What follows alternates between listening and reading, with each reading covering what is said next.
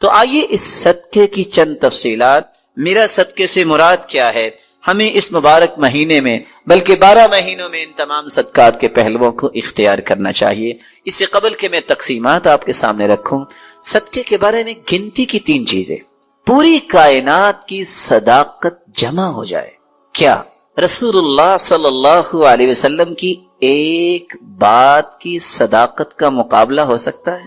نہیں ہو سکتا۔ تو پھر اگر اللہ کے رسول صلی اللہ علیہ وسلم کسی بات پہ قسم اٹھا لیں، کوئی بات رہ گئی؟ آپ نے قسم اٹھائی، سلاسن اقسم علیہن، لوگوں میں 3 چیزوں پہ قسم اٹھاتا ہوں۔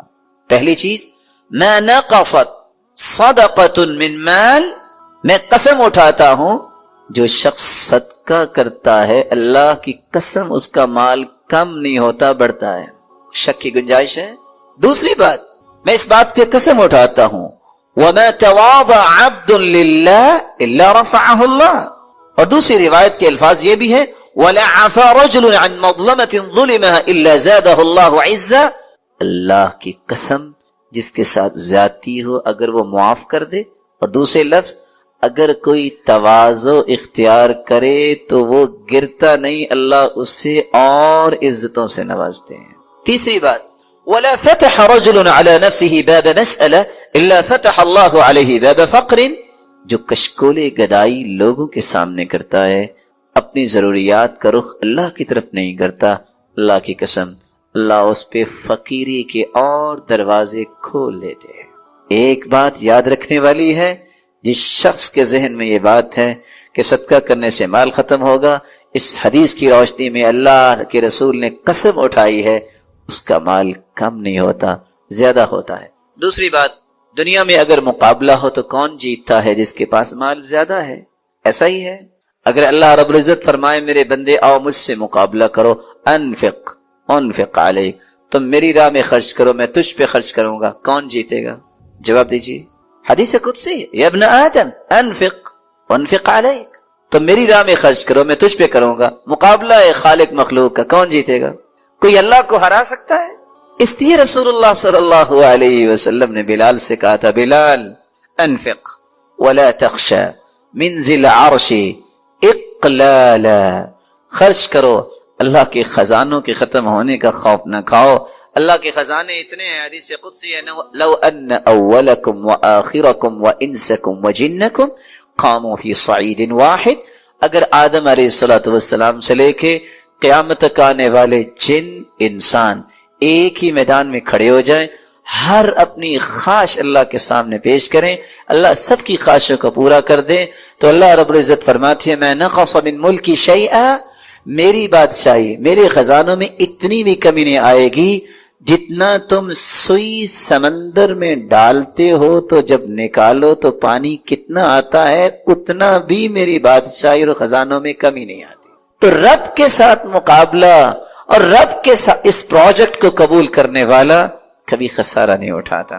تیسری بات، آج دنیا میں انسان جس کی چاہے منت کر لے کہ تم میرے لیے دعا کرو، کوئی شورٹی دے سکتا ہے کہ اس کی دعا قبول ہوگی؟ نہیں، اللہ جانتا ہے۔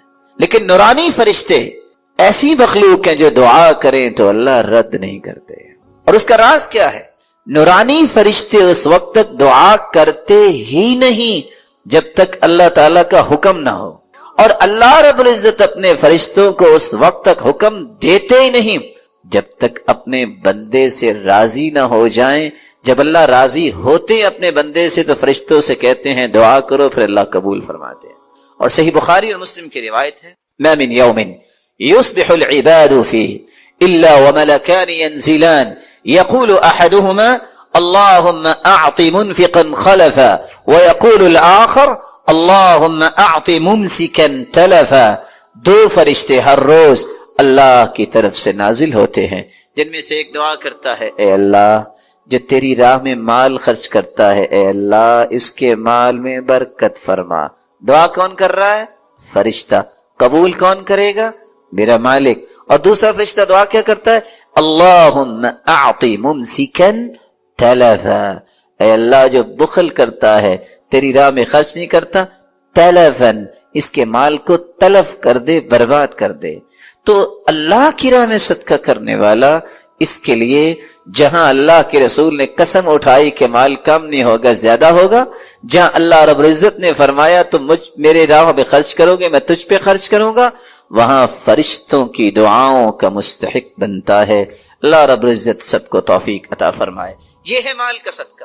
لیکن صرف مال کا صدقہ نہیں، مومن اس کی اپروچ جو ہوتی ہے وہ اسلام کے تمام پہلوؤں پہ ہوتی ہے، کسی ایک جہت پر نہیں۔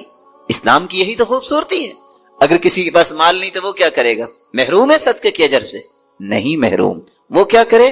رسول اللہ صلی اللہ علیہ وسلم نے فرمایا ان بکل تسبیحۃ صدقہ، سبحان اللہ کہنا صدقہ ہے، بکل تکبیرۃ صدقہ، اللہ اکبر کہنا صدقہ ہے، بکل تحمیدۃ صدقہ، الحمدللہ کہنا صدقہ ہے، بکل تہلیلۃ صدقہ، لا الہ الا اللہ کہنا صدقہ ہے، امر بالمعروف صدقہ، نیکی کا حکم کرنا صدقہ ہے، نہی عن المنکر صدقہ، برائی سے منع کرنا صدقہ ہے، فی بضع احدکم صدقہ، بیوی کے حقوق کو پورا کرنا صدقہ ہے۔ سیدنا ابو ذر رضی اللہ تعالی عنہ کی یہ روایت، اور دوسری روایت کے الفاظ ہیں واستغفر اللہ، استغفر اللہ کہنا صدقہ ہے، یعزل الشوک عن طریق الناس والعظم والحجر، راستے سے پتھر، ہڈی اور کانٹے اٹھانا، راستہ صاف کرنا، یہ صدقہ ہے۔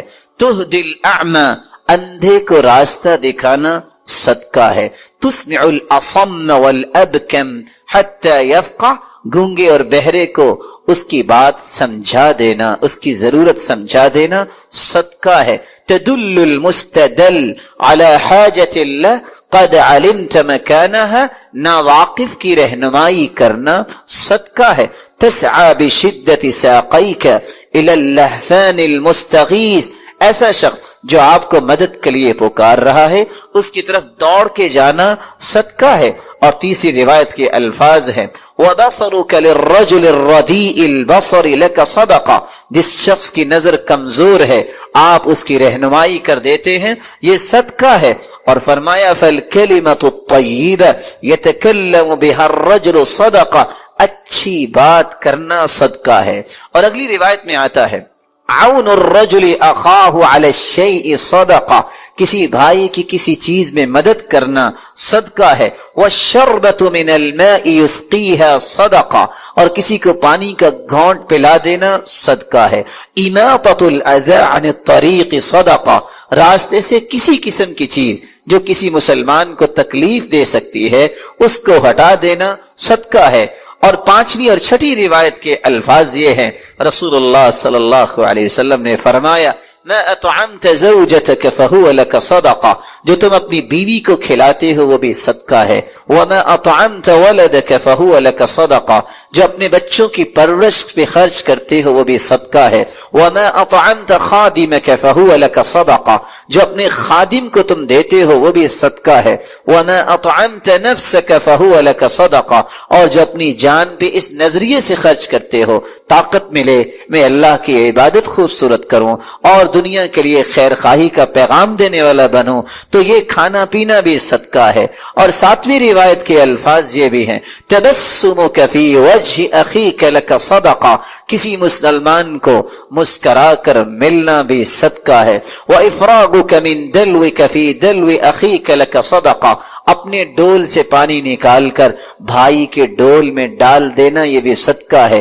کبھی اپنی جیب میں بھی ہاتھ ڈال کے کسی کی جیب میں کچھ ڈال دینا جس کے پاس کچھ نہیں ہے صدقہ ہے۔ اور رسول اللہ صلی اللہ علیہ وسلم نے یہ بھی فرمایا کل معروف صدقہ، ہر نیکی صدقہ ہے۔ آپ صلی اللہ علیہ وسلم نے یہ بھی فرمایا الضیافۃ ثلاثۃ ایام فما زاد فهو صدقہ، 3 دن مہمان نوازی کرنا تو ضروری ہے، جو اس سے زیادہ آپ کسی مہمان کو کچھ کھلاتے پلاتے ہو وہ صدقہ ہے۔ رسول اللہ صلی اللہ علیہ وسلم نے یہ بھی فرمایا کف شرک عن الناس فإنها صدقۃ منک علی نفسک، اپنی تکلیف سے لوگوں کو بچانا بھی صدقہ ہے۔ ایک ہے لوگوں کی تکلیف، ایک ہے کہ خود بھی کسی کو تکلیف نہ دو، یہ بھی بہت بڑا صدقہ ہے۔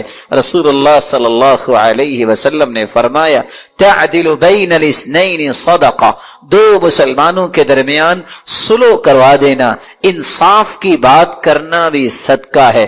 تعین الرجل علی دابتہ فیحمل علیہا، کسی شخص کی مدد کرنا اور اس کو اپنی سواری کے ساتھ بٹھا لینا بھی صدقہ ہے۔ او ترفع لہ علیہا متاعہ صدقہ، کسی کے پاس سامان زیادہ ہے، وہ اپنی سواری پہ سامان نہیں رکھ سکتا، اس کے سامان کو اٹھا کے اس کی مدد کر کے اس کے سامان کو رکھوا دینا، یہ بھی صدقہ ہے۔ کل خطوۃ یخطوها الی الصلاۃ صدقہ، نماز کے لیے گھر سے نکلنا ہر اٹھنے والا قدم بھی صدقہ ہے۔ بکل صلاۃ وصدقۃ وصیام صدقہ وحج صدقہ، روزہ رکھنا اور اگر عمرے کی اور حج کی توفیق اللہ دیتا ہے تو یہ بھی صدقہ ہے۔ کل قرض صدقہ، رسول اللہ صلی اللہ علیہ وسلم نے فرمایا کسی کو قرض دینا یہ بھی صدقہ ہے۔ من انظر معسرا فلہ کل یوم مثلہ صدقہ، جو شخص کسی کو قرض دیتا ہے پھر مہلت دے دیتا ہے، یہ مہلت دینا بھی صدقہ ہے۔ رسول اللہ صلی اللہ علیہ وسلم نے فرمایا ما من مسلم يزرع زرعا او يغرس غرسا فيأكل منه طير او انسان او بهيمة الا كانت له به صدقہ، تم میں سے کوئی اگر کاشتکاری کرتا ہے، باغبانی کرتا ہے، درخت لگاتا ہے، اس میں سے کوئی انسان کھا لے، کوئی جانور کھا لے، کوئی پرندہ کھا لے، آپ کو تو علم نہیں لیکن وہ بھی آپ کے نام اعمال میں بطور صدقہ لکھا جائے گا۔ رسول اللہ صلی اللہ علیہ وسلم نے فرمایا تسلیمہ علی من لقی صدقہ، جب بھی کسی مسلمان کو کوئی ملے اور اس کو سلام کہے، یہ سلام کہنا بھی صدقہ ہے۔ اور آخری صدقہ جو 36واں صدقہ ہم آپ کے سامنے پیش کرنا چاہ رہے ہیں، یہ بہت پیارا صدقہ ہے لیکن آج یہ صدقہ کرنے والے نظر نہیں آتے، اور وہ صدقہ کون سا ہے؟ كان علبة بن زید بن حارثہ رجلا من اصحاب النبی صلی اللہ علیہ وسلم، علبہ بن زید بن حارثہ رضی اللہ تعالی عنہ صحابہ میں سے ایک صحابی تھے۔ وقد حض على الصدقہ، فلما حض على الصدقہ، جب اللہ کے رسول صلی اللہ علیہ وسلم نے صدقے پر ترغیب دلائی صحابہ کو، سب نے صدقہ دیا۔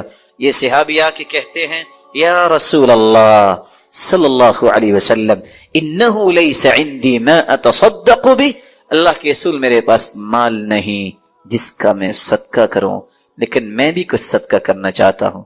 فرمایا مال نہیں تو کیسا صدقہ کرنا چاہتے ہو؟ تو صحابی نے کہا انی اتصدق بعرض علی من نالہ من خلقک، میں صدقہ اپنی عزت کا کرنا چاہتا ہوں۔ کوئی میرے ساتھ بدتمیزی کرے، کوئی گالی دے، جو میری عزت کے بارے میں بات کرے، میں آج کے بعد غصہ نہیں کروں گا۔ اور دوسری روایت کے الفاظ ہیں وقد تصدقت علیہم بعرضی فمن شتمنی او قذفنی فہو فی حل، جس نے مجھ پہ الزام لگایا، جس نے مجھے گالی دی، میں اپنی عزت کا صدقہ کرتا ہوں، میں نے اسے معاف کر دیا۔ رسول اللہ صلی اللہ علیہ وسلم نے فرمایا میرے صحابی، اللہ نے تیرا یہ صدقہ قبول کر لیا ہے اور یہ بہت بڑا صدقہ ہے۔ اور علی رضی اللہ تعالی عنہ کی بات بھی یاد رکھنی چاہیے، وہ کہا کرتے تھے لوگ زکوٰۃ نہیں دیتے۔ پوچھنے والے نے پوچھا آپ کیسے کہہ رہے ہیں زکوٰۃ نہیں دیتے؟ لوگ تو زکوٰۃ دیتے ہیں۔ کہتے ہیں لوگ مال کی زکوٰۃ دیتے ہیں، عقل کی زکوٰۃ نہیں دیتے۔ مال کی زکوٰۃ دیتے ہیں اور عقل کی زکوٰۃ نہیں دیتے، کیا مطلب؟ کہا مال کی زکوٰۃ تو مومن دیتا ہی ہے، عقل کی زکوٰۃ یہ ہے کوئی ایسی بات آپ کو کہے جو آپ کو بری لگی، اس کو برداشت کر لینا، یہ عقل کی زکوٰۃ ہے۔ اس سے عقل تیز ہوتی ہے، عقل میں برکت آتی ہے۔ ان تمام قسم کے صدقات کو یہ موسم مبارک آ رہا ہے، رمضان المبارک کا موسم ہمیں اختیار کرنا چاہیے۔ میری اللہ رب العزت سے دعا ہے اللہ تعالیٰ رمضان سے پہلے 3 کام اور رمضان میں ان 7 کاموں کو اچھے طریقے سے سمجھنے اور اس کے مطابق ان مبارک لمحات کو گزارنے کی توفیق عطا فرمائے۔ دعا کیجئے جتنے یہ بات سن رہے ہیں، اے اللہ ان سب کو رحمتوں، راحتوں عزتوں اور برکتوں سے نواز دے۔ مولا کریم اگر کوئی بیمار ہیں تو ان کی بیماریوں کو شفاؤں میں تبدیل فرما دے۔ مولا کریم جو صاحب اولاد ہیں تو ان کی اولاد کو نیک بنا، دست و بازو بنا، آنکھوں کی ٹھنڈک بنا اور صدقہ جاریہ بنا۔ الہ العالمین اگر کوئی اولاد کی نعمت سے محروم ہے تو ان کی جھولیوں کو بارونق بنا دے۔ مولا کریم اگر کوئی صاحب مال ہیں تو ان کے مال میں برکت فرما دے اور ان کو فتنوں اور آزمائشوں سے بچا اور ان کو حاسدوں کے حسد اور شریروں کی شرارت سے بچا۔ الہ العالمین مقروض کے غیبی خزانوں میں سے مدد فرما اور جو بے روزگار ہیں اے اللہ تو ان کو بھی تونگر بنا دے۔ الہ العالمین ہمیں ایمان کی حالت میں رمضان کی نعمت نصیب فرما اور پھر رمضان المبارک کی رونقیں اور برکتیں حاصل کرنے کی بھی توفیق عطا فرما۔ الہ العالمین جب تک رکھنا ایمان سے رکھنا، جب بلانا تو ایمان کی خوبصورت کیفیت میں بلانا، جس طرح آج تیرے دین کے لیے ہم جمع ہیں اے اللہ ہم سب کو جنت الفردوس میں جمع فرما۔ مولا کریم اپنے محبوب کی رفاقت نصیب فرما۔ الہ العالمین اپنے دیدار کا مستحق بنا۔ وآخر دعوانا ان الحمد للہ رب العالمین۔ کچھ ایمان لانے کے باوجود بھی دشمنی کرتے ہیں کیونکہ اللہ کے رسول کی بات نہیں مانتے اور آپ کے وزیروں اور مشیروں کو برا بلا کہتے ہیں، یہ بھی دشمنی ہے اللہ کے رسول۔ اور کچھ لوگ چاہتے نہ چاہتے بھی بخیلی کر جاتے ہیں اور بخل کرنے والوں کے صف میں کھڑے ہو جاتے ہیں اور اپنے آپ کو نیک بھی کہتے ہیں۔ آپ پوچھیں گے وہ کیسے؟ اپنا نام آئے گا تو 4 سابقے 4 لاحقے، ایم اے پاس ہے، یہ پاس ہے اور یہ ماسٹر کیا ہے، یہ ایم فل کیا ہے، پی ایچ ڈی کی ہے، اس کے بغیر نام لکھنا بولنا سننا پسند ہی نہیں ہے۔ سرتاج رسول صلی اللہ علیہ وسلم کا نام آئے گا تو کیا ڈال دیں گے؟ سواد، بخیل ہے۔ تیری زبان کی سب سے بڑی سعادت یہ ہے، تیرے قلم کی سب سے بڑی سعادت یہ ہے اس زبان کی نوک پہ بھی آئے محمد الرسول اللہ صلی اللہ علیہ وسلم۔ اس سے بڑی سعادت کیا ہے قلم کی؟ وہ ساری دنیا کی باتیں لکھ لے، اللہ کے ذکر کے بعد محمد مصطفیٰ کا نام آئے تو صلی اللہ علیہ وسلم نہ کہے، سعادت کی خوش بختی ہے۔ تو میں بات اگلی کرنے سے پہلے ایک وعدہ لینا چاہوں گا، اور اگر اس وعدے پہ ہم سب پختہ ہو جائیں تو آج کی مجلس اس کا فائدہ ثابت ہو جائے گا۔ کون ہے جو آج کے بعد جب بھی لکھے گا صاد یا صل عام نہیں لکھے گا بلکہ پورا لکھا کرے گا؟ کون کون وعدہ کرتا؟ آپ اہل علم ہیں، آپ کو ان باتوں کا خیال کرنا چاہیے۔ کچھ لوگ سارا کچھ لکھیں گے، بسم اللہ الرحمن لکھیں گے، 786 لکھیں۔ ان مسکینوں سے پوچھو 786 بنتا کیسے ہے؟ ابجد حوض حقی کو بھی نکالیں تو 786 بنا کے دکھائیں۔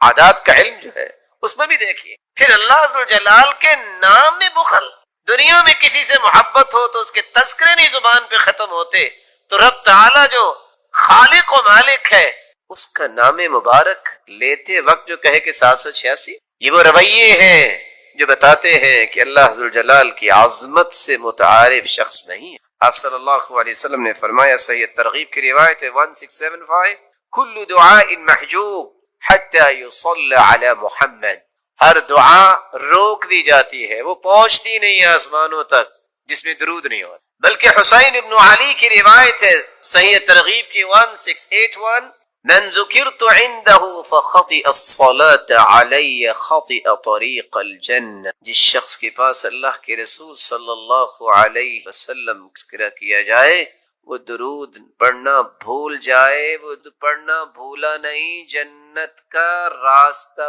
یہ ہمارا موقف، اس پہ کوئی اشکال ہے تو کوئی بتائے۔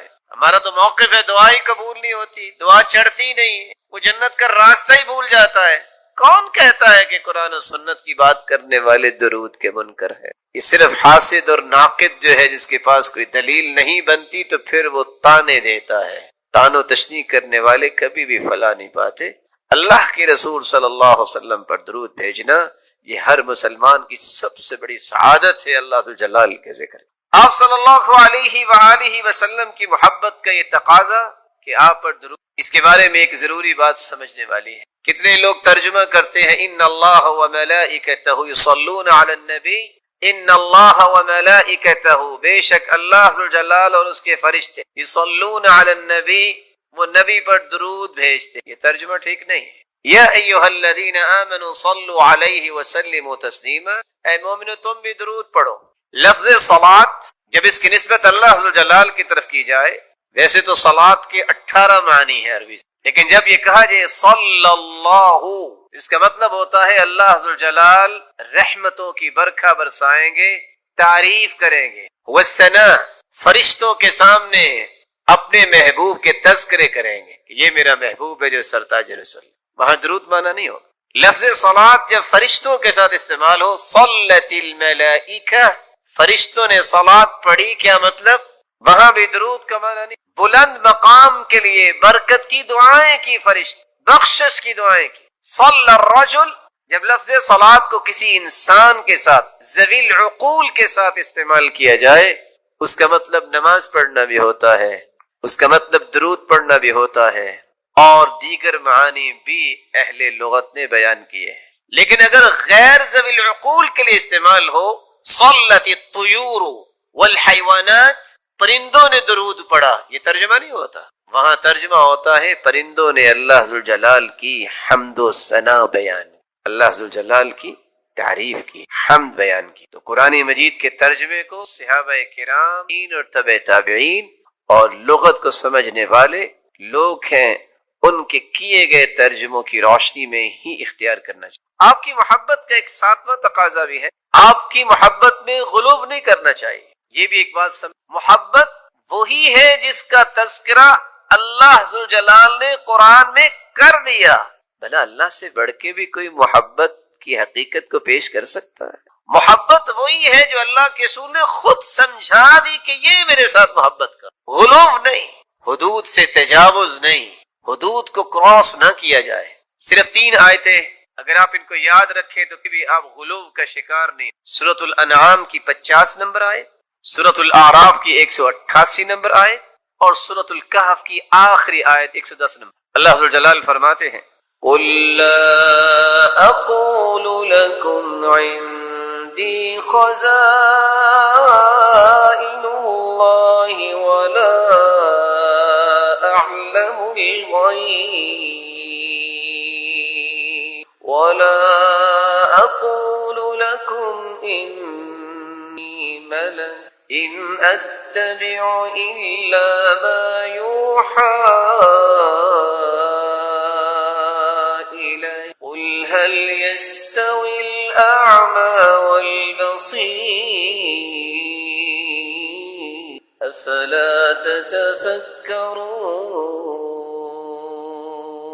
قُلْ لَا أَقُولُ لَكُمْ خَزَائِنُ اللَّهِ، میں بڑی محبت کے ساتھ، ادب کے ساتھ، احترام کے یہ پیغام پہنچانا چاہتا ہوں ان مسلمانوں تک بھی جو محبت کا دعویٰ بھی کرتے ہیں اور اس آیت کی روشنی میں محبت کے زاویے اختیار نہیں، غلو کرتے ہیں۔ کیا کہتے ہیں کہ خزانوں کا مالک ہے تو اللہ کا رسول نہیں۔ میرے محترم، خزانوں کے مالک اللہ ذوالجلال، کیونکہ اللہ ذوالجلال نے اعلان بھی کروایا ہے تو اسی ہستی سے، قل، فرما دیجئے، لا اقول لکم عندی خزائن اللہ، میں نہیں کہتا کہ میرے پاس خزانے ہیں اللہ تعالیٰ کے۔ صحیح بخاری کی روایت ہے 3117، سیدنا ابو ہریرہ رضی اللہ تعالی عنہ بیان کرتے ہیں اللہ کے رسول صلی اللہ علیہ وسلم نے فرمایا ما اعطیکم ولا امنعکم، نہ میں تم سے کچھ روک سکتا ہوں نہ میں تجھے کوئی دے سکتا ہوں، انما انا قاسم اضع حیث امرت، میں تو تقسیم کرنے والا ہوں کہاں؟ جہاں مجھے حکم ہو۔ اور دوسری روایت کے الفاظ ہیں انما انا قاسم واللہ یعطی، دینے والا وہی ہے، میں تو قل لا اقول لکم عندی خزائن اللہ ولا اعلم الغیب، میں نہیں کہتا کہ میں غیب جانتا ہوں۔ لوگ کیا کہتے ہیں جو گزشتہ 10 دن 15 دن کیا سنا؟ محبت میں تجاوز کہ اللہ کے رسول تو غیب جانتے۔ قرآن سمجھا کریں، قرآن پڑھا کریں اور اللہ کے رسول کے فرامین کو پڑھا کریں، سمجھ آئے گی محبت۔ جو استغفار کو لازم پکڑتا ہے، اور دوسری روایت کے لفظ من اکثر الاستغفار، جو کثرت سے استغفار کرتا ہے جعل اللہ له من کل ہم فرجا، اس کی بخشش تو ہوگی قیامت کے دن، اللہ انعامات سے تو نوازیں گے لیکن دنیا میں بھی اللہ رب العزت اس کے غم کو خوشی میں تبدیل فرما دیتا، ومن کل ضیق مخرجا، اور اس کی تنگی کو آسانی بنا دیتا، ورزقہ من حیث لا یحتسب، اور اللہ رب العزت وہاں سے اس کو رزق عطا کرتے ہیں دنیا میں جہاں سے اس کا گمان گمان بھی نہیں۔ اور قرآن مجید میں اللہ رب العزت اس لیے فرماتے ہیں، نوح علیہ السلام کی حکایت کرتے، فَقُلْتُ اسْتَغْفِرُوا رَبَّكُمْ إِنَّهُ كَانَ غَفَّارًا يُرْسِلِ السَّمَاءَ عَلَيْكُمْ مِدْرَارًا وَيُمْدِدْكُمْ بِأَمْوَالٍ وَبَنِينَ وَيَجْعَلْ لَكُمْ جَنَّاتٍ وَيَجْعَلْ لَكُمْ أَنْهَارًا مَا لَكُمْ لَا تَرْجُونَ لِلَّهِ وَقَارًا۔ تم استغفار کر لو، اللہ رب العزت تمہارے گناہوں کو معاف فرما دیں۔ یرسل السماء علیکم مدرارا، یہ پانی انسانی زندگی کا راز ہے، تم پہ موسلا دھار بارشیں اللہ برسائیں۔ وَيُمْدِدْكُمْ بِأَمْوَالٍ، تم مال و دولت کی قلت کی شکایت کرتے ہو، استغفار کر لو، اللہ رب العزت تمہیں مال و دولت میں فراوانی عطا فرمائیں۔ وَبَنِينَ، تم اولاد کی نعمت کو ترستے ہو، استغفار کر لو، اللہ تمہیں اولاد کی نعمت سے نواز دیں گے۔ وَيَجْعَلْ لَكُمْ جَنَّاتٍ، تم پھلوں سے ترستے ہو، اللہ تمہیں باغات کا مالک بنا دے۔ وَيَجْعَلْ لَكُمْ أَنْهَارًا، تم پانی کی بوند بوند سے ترستے ہو، اللہ رب العزت تو تمہارے لیے نہریں جاری کر دے گے، نہروں کا بندوبست فرما دے گے۔ وَيَجْعَلْ لَكُمْ جَنَّاتٍ وَيَجْعَلْ لَكُمْ أَنْهَارًا مَا لَكُمْ لَا تَرْجُونَ لِلَّهِ وَقَارًا، اور تمہیں کیا ہو گیا ہے پھر بھی تم اللہ رب العزت کے وقار کو نہیں سمجھتے، مَا لَكُمْ لَا تَرْجُونَ لِلَّهِ وَقَارًا۔ اور دوسری جگہ اللہ رب العزت فرماتے ہیں، وَأَنِ اسْتَغْفِرُوا رَبَّكُمْ ثُمَّ تُوبُوا إِلَيْهِ يُمَتِّعْكُمْ مَتَاعًا حَسَنًا إِلَى أَجَلٍ مُّسَمًّى، استغفار تم کر لو، جب تک زندہ رہو گے اللہ تمہیں سکون اور وقار کی زندگی نصیب فرما دے۔ استغفار کا فائدہ آخرت میں تو ہے لیکن دنیا بھی سنورتی ہے۔ اور تیسری جگہ اللہ رب العزت فرماتے ہیں، وَيَا قَوْمِ اسْتَغْفِرُوا رَبَّكُمْ ثُمَّ تُوبُوا إِلَيْهِ يُرْسِلِ السَّمَاءَ عَلَيْكُمْ مِدْرَارًا وَيَزِدْكُمْ قُوَّةً إِلَى قُوَّتِكُمْ وَلَا تَتَوَلَّوْا مُجْرِمِينَ۔ اے میری قوم، اللہ رب العزت ہود علیہ السلام کی قوم کے متعلق حکایت کر رہے ہیں کہ اللہ کے پیارے پیغمبر نے کہا، اے میری قوم استغفار کر لو، اللہ تمہیں موسلا دھار بارشوں سے نواز دیں گے۔ وَيَزِدْكُمْ قُوَّةً إِلَى قُوَّتِكُمْ، تم اگر کوئی کمزوری محسوس کرتے ہو تو تمہاری کمزوریوں کو اللہ قوتوں میں تبدیل فرما دیں گے۔ وَيَزِدْكُمْ قُوَّةً إِلَى قُوَّتِكُمْ، کسی کے پاس مالی کمزوری ہے، خاندانی کمزوری ہے، ملی کمزوری ہے، ان تمام کمزوریوں کو اللہ رب العزت قوتوں میں تبدیل فرما دیں گے۔ جب انسان استغفار کرتا ہے تو یہ اس کو انعام ملتا ہے، اور یہ انعام دنیا میں ہی ملتا ہے، آخرت تو بہتر ہوگی۔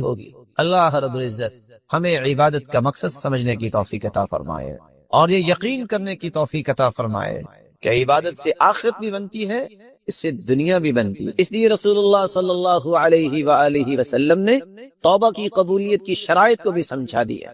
اس وقت تک توبہ نہیں ہوتی جب تک انسان اللہ کو راضی کرنے کی نیت نہ کرے، لوگوں کے سامنے ہاتھ اٹھا لے اور کہے میں توبہ کر رہا ہوں، مقصود شہرت ہو، ناموری ہو کہ بڑی دعائیں کرتا ہے، ایسے بندے کی توبہ کیسے اللہ قبول فرمائیں؟ سب سے پہلی شرط یہ ہے خلوص نیت، اللہ کو راضی کرنا، اپنے گناہوں کو پاک صاف کروانا، اپنے گناہوں کو معاف کروانا۔ جب یہ انسان کی نیت ہوتی ہے تو پھر اللہ معاف کر دیتے ہیں۔ ان اللہ یقبل، رسول اللہ صلی اللہ علیہ وسلم کا فرمان ہے، ان اللہ لا يقبل من العمل الا ما كان له خالصا وابتغي به وجهه، اللہ رب العزت کے ہاں وہی عمل قابل قبول ہوتا ہے جو اللہ کی رضا کے لیے کیا جائے اور اسی کی رضا مقصود ہو۔ رسول اللہ صلی اللہ علیہ وسلم نے اخلاص کے بعد ایک ضروری بات بیان کر دی، فرمایا ان اللہ احتجر التوبہ عن كل صاحب بدعہ حتی یدعها، اللہ رب العزت اس بدعتی کی توبہ کو قبول ہی نہیں کرتے جب تک وہ بدعت کو چھوڑ نہیں دیتا۔ اور دوسری روایت کے لفظ سے ان اللہ احتجب التوبہ عن کل صاحب بدعہ، اللہ اس شخص کے سامنے پردہ لٹکا دیتے ہیں جو بدعت کا مرتکب ہوتا ہے، دوسرے لفظ میں اسے محمد مصطفیٰ کے طور طریقے پسند نہیں آئے۔ آپ کی ذات جس طرح بے مثال ہے، آپ کے اقوال بھی بے مثال ہے، آپ کی ذات جس طرح اعلیٰ ہے، آپ کے اعمال بھی اسی طرح اعلیٰ ہے۔ جو رسول اللہ صلی اللہ علیہ وسلم کے اقوال اور اعمال مبارکہ کو اہمیت نہیں دیتا، اللہ رب العزت کے ہاں اس شخص کی کوئی اہمیت نہیں۔ اخلاص اور بدعت سے دور ہونا، جب تک بدعت کو چھوڑ نہیں دیتا اس وقت تک اس کی توبہ کو قبول نہیں کیا جاتا۔ تیسری شرط الاعتراف، انسان اقرار کرے، اعتراف کرے کہ میرے مالک مجھ سے گناہ ہو گیا ہے۔ ان العبد اذا اعترف ثم تاب تاب اللہ علیہ، بندہ مومن جب اعتراف کر لیتا ہے، اقرار کر لیتا ہے تو اللہ رب العزت اسے معاف فرما دیتا ہے۔ چوتھی شرط یہ ہے الاقلاع عن الذنب، جس گناہ سے توبہ کر رہا ہے اس گناہ کو چھوڑ دے۔ جب انسان اس گناہ کو چھوڑ دیتا ہے تبھی اس کی توبہ ہے۔ اگر گناہ بھی کرتا جائے اور توبہ کے الفاظ بھی اپنی زبان سے بولتا جائے تو ایسی توبہ تو نہیں ہوتی۔ اس لیے قاضی فضیل بن عیاض رحمۃ اللہ علیہ کہا کرتے تھے الاستغفار بلا اقلاع عن الذنب توبۃ الکذابین، جو انسان گناہ نہیں چھوڑتا اور توبہ کرتا ہے اور کہتا ہے میں تو توبہ کر رہا ہوں، نماز پھر بھی نہیں پڑھتا، اور توبہ کر رہا ہے کہ میں نماز پڑھوں گا پچھلی معافی مل جائے اور نماز پھر بھی نہیں پڑھتا، یہ تو جھوٹے لوگوں کی توبہ ہے۔ اور رسول اللہ صلی اللہ علیہ وسلم نے فرمایا ان العبد اذا اخطأ خطیئہ نکتت فی قلبہ نکتۃ سوداء، جب بندہ غلطی کرتا ہے تو اس کے دل پہ کالا ایک نکتہ لگ جاتا ہے، ایک نشان لگ جاتا ہے۔ فإن هو نزع، اگر وہ اس گناہ کو چھوڑ دیتا ہے، واستغفر، اور استغفار کرتا ہے، وتاب، اور توبہ کرتا ہے، سقل قلبہ، اللہ رب العزت اس کے دل کو پاک صاف کر دیتے۔ پانچویں شرط یہ ہے انسان اپنے گناہ پہ شرمندہ ہو،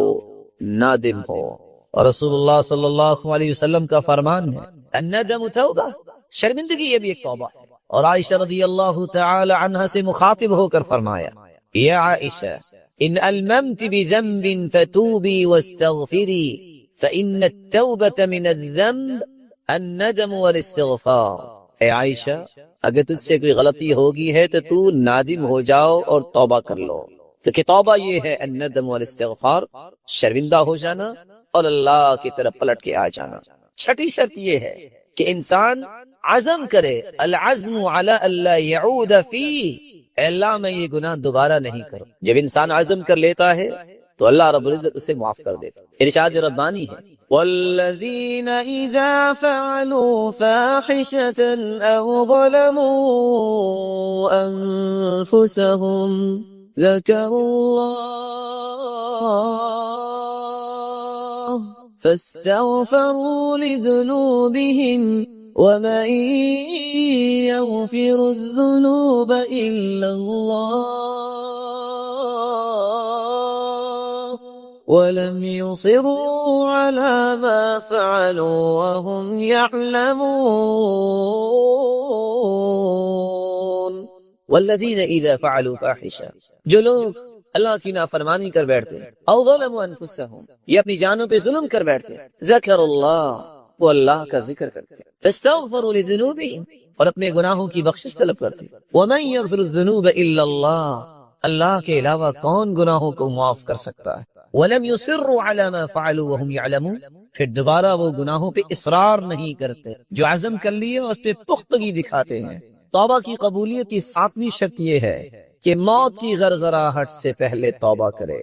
اذا عاین الملک، جب فرشتہ نظر آ جائے، والتفت الساق بالساق، اور پنڈلی پہ پنڈلی چڑھ جائے اور موت کی غرغراہٹ شروع ہو جائے تو پھر توبہ قبول نہیں ہوتی۔ اور رسول اللہ صلی اللہ علیہ وسلم نے فرمایا ان اللہ یقبل توبۃ العبد ما لم یغرغر، اللہ رب العزت توبہ کو قبول فرماتے ہیں جب تک موت کی غرغراہٹ نازل نہیں ہو جاتی۔ من تاب الی اللہ قبل، من تاب الی اللہ قبل ان یغرغل قبل اللہ من، جو اللہ کی طرف توبہ کرتا ہے موت کی غرغراہٹ سے پہلے اللہ اس کی توبہ کو قبول فرما لیتا ہے۔ آٹھویں شرط رسول اللہ صلی اللہ علیہ وسلم نے فرمایا ان للتوبۃ بابا عرض ما بین مصراعی کما بین المشرق والمغرب، اللہ رب العزت نے توبہ کا ایک دروازہ بنایا ہے جس کی چوڑائی اتنی ہے جتنا مشرق و مغرب کا فاصلہ ہے، لا یغلق حتی تطلع الشمس من مغربها، یہ اس وقت تک دروازہ کھلا ہے جب تک قیامت قائم نہیں ہو جاتی۔ فمن مات فقد قامت قیامته، جس کو موت آ جائے اس کی قیامت تو اسی دن قائم ہو گئی۔ تو موت سے پہلے پہلے توبہ کی جائے۔ اور رسول اللہ صلی اللہ علیہ وسلم نے فرما دیا ہے کہ توبہ کا دروازہ کھلا ہے۔ اللہ رب العزت ہمیں توبہ کی توفیق عطا فرما دے۔ نویں شرط یہ ہے توبہ کی قبولیت کے لیے انسان کو بری مجالس چھوڑنی چاہیے، برے دوست، برا معاشرہ، بری مجالس، اس کو ترک کر دے۔ 99 لوگوں کا قاتل ایک پادری کے پاس پہنچا اور کہتا ہے حل من توبہ، کیا میری توبہ ہے؟ اس نے کہا 99 جانوں کو ضائع کر دیا اور توبہ کی بات کر رہے۔ اس نے تلوار نکالی اور اس کو بھی مار دیا۔ 100 کا قاتل کسی نیک انسان کے پاس آیا، اس سے پوچھا حل من توبہ، کیا میری توبہ ہے؟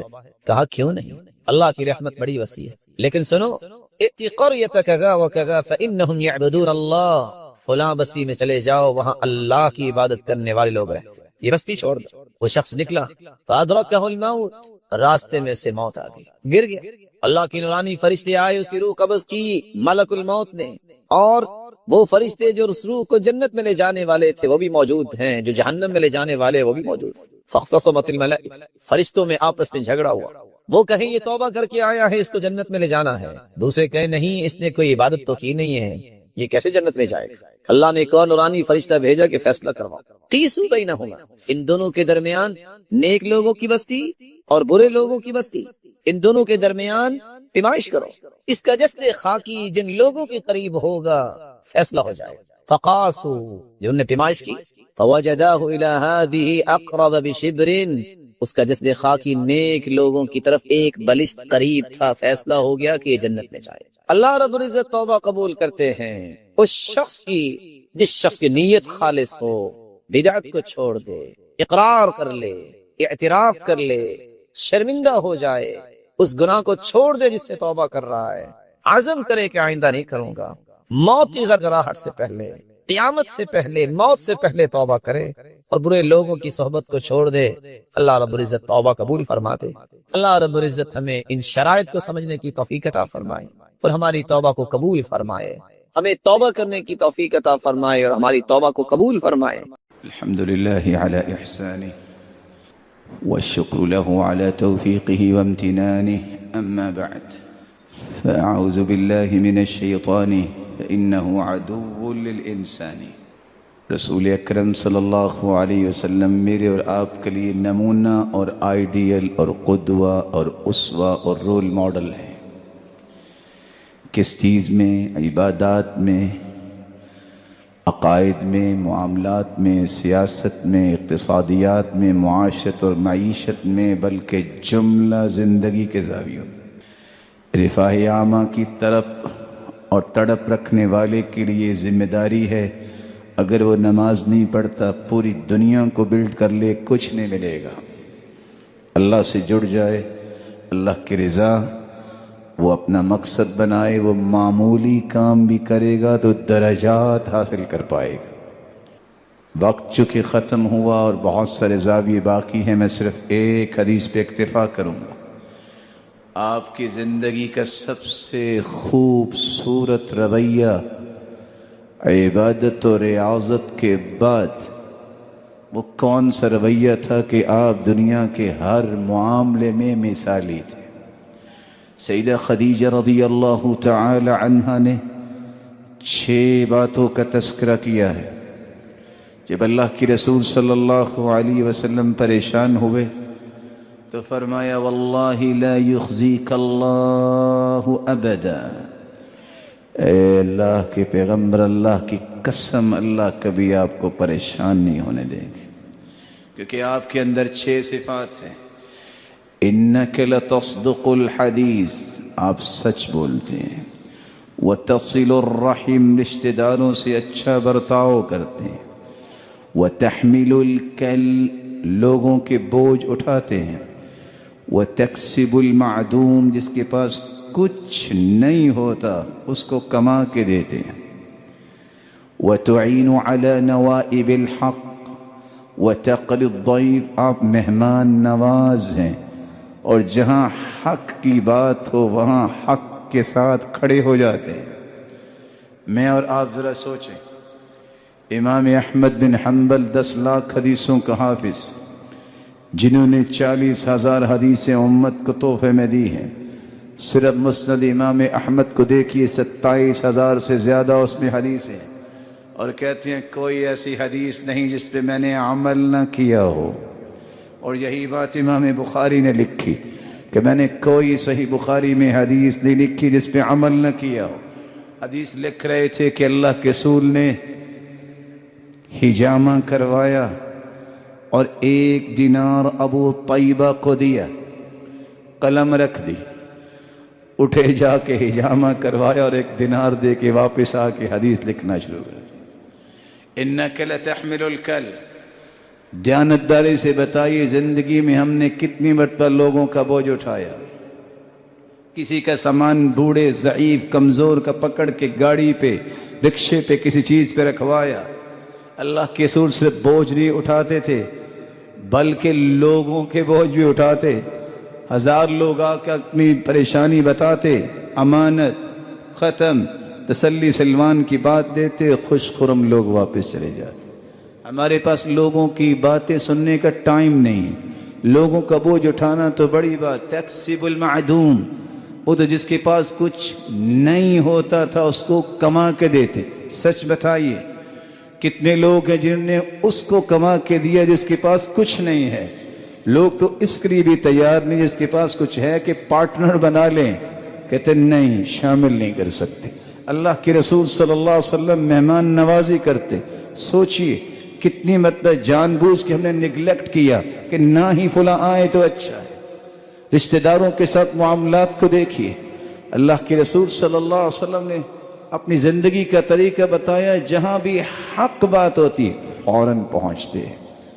رسول اللہ صلی اللہ علیہ وسلم نے فرمایا 7 یجرى للعبد بعد موته وهو في قبره، 7 ایسے اعمال ہیں انسان مٹی میں مٹی ہو جائے گا لیکن ان کی نیکی ختم نہیں ہوگی، قیامت تک اس کے لیے 7 اعمال صدقہ جاریہ بن جائیں گے۔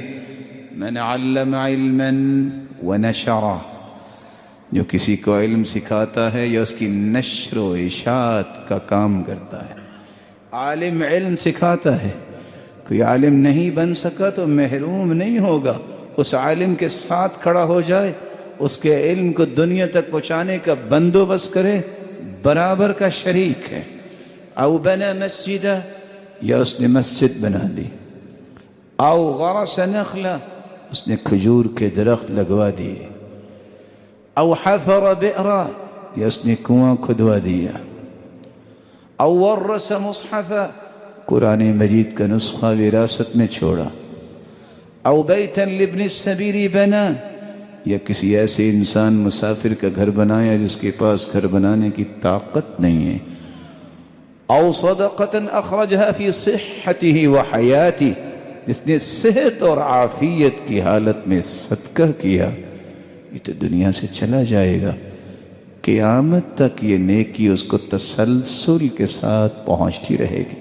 اللہ ذوالجلال مجھے اور آپ کو ان ذمہ داریوں کو سمجھتے ہوئے اپنی ذمہ داریاں سمجھنے کی توفیق دے، اور ایسے اعمال کی توفیق دے جس سے اللہ کی رضا نصیب ہو، جو سنت کے مطابق ہوں، اور جس طرح یہ روشن شیر اللہ کے گھر میں ہیں، اللہ انہیں جنت الفردوس میں جمع فرمائے، والدین اور اولادوں کے ساتھ، محمد کریم کے ساتھ، اور اپنے دیدار کا مستحق بنائے۔ وآخر دعوانا رسول اللہ صلی اللہ علیہ وسلم نے فرمایا من كان له فضل ظهر فليعود على من لا ظهر له، جس کے پاس سواریاں زیادہ ہیں وہ ایک سواری اس کو بھی دے دے جس کے پاس سواری نہیں ہے۔ گھر میں 6 8 گاڑیاں کھڑی ہیں، کوئی ساتھ بٹھا کے لے جانے والا نہیں، نیبر سے اٹھتا ہے، رکشا کرواتا ہے، گھنٹہ گھنٹہ دھوپ میں کھڑا رہتا ہے، اس کو نصیب نہیں ہے کہ اگر اس نے کہیں جانا ہے تو بھائی آپ جاتے ہو کہیں کام کرنے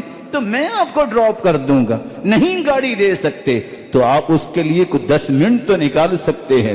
وَمَنْ كَانَ لَهُ فَضْلٌ مِّن زَادٍ، کسی کے پاس اگر کھانے کی چیزیں زیادہ ہیں فَلْيَعُدْ عَلَى مَنْ لَا زَادَ لَهُ، وہ اس کو پہنچا دے جس کے پاس صبح و شام کا کھانا بھی نہیں ہے۔ یہی اللہ کے رسول کا طریقہ تھا. كان ينفق من ماله على عياله ويتصدق بفضله. آپ کے پاس جو ہوتا وہ اپنے گھر والوں پہ خرچ کرتے، جو زائد ہوتا فوراً صدقہ کروا دیتے.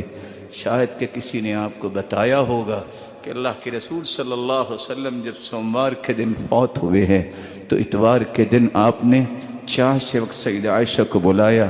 عائشہ یہ بتاؤ گھر میں کیا کچھ ہے؟ کہا 7 دینار ہیں. کہا فوراً ان کو صدقہ کرو. اللہ کے رسول صلی اللہ علیہ وسلم کی زوجہ مطہرہ فرماتی ہیں میں مشغول ہو گئی آپ کی بیماری کی وجہ سے. آپ نے عصر کے وقت پھر بلایا، فوراً وہ 7 دینار لے کے آؤ اور سیدنا علی کو دیے. کہا میں تو اپنے رب کے پاس جا رہا ہوں، محمد اپنے رب کے پاس جائے اور اس کے گھر میں بھی اتنے دینار پڑے ہوں، ان کو فوراً صدقہ کرو تب ہی سکون آئے گا اور صدقہ کر